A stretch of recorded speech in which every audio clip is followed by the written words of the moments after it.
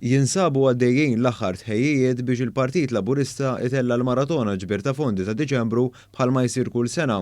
Din il-maratona ser tkun qed issir propju nhar il-Ħadd 5 ta' Diċembru fiċ-Ċentru Nazzjonali Laburista fil-Ħamrun. Tul din l-attività ta' ġbir ta' fondi, il-pubbliku ser ikun jista' jsegwi x-xandira fuq l-istazzjonijiet wan fejn hemmhekk ġew imħejjija wkoll bost attivitajiet mhux biss mit-tmexxija tal-Partit Laburista, iżda wkoll mid-deputati Laburisti fil-Parlament. Dwar din l-attività, One News tkellem mad-deputat mexxejja l-affarijiet tal-Partit Laburista, il-Perit Daniel Mikallef, hekk kif esprima s-sodisfazzjon u l-apprezzament tiegħu għall preparamenti li qed isiru mill-ħaddiema tal-Partit Laburista. Huwa tenna wkoll l-importanza ta' din l-attività ta' ġbir ta' fondi hekk kif tul is-sena d-dieħla l-Partit Laburista stess se jkun impenjat mhux ftit b'kampanja elettorali għall-elezzjoni ġenerali.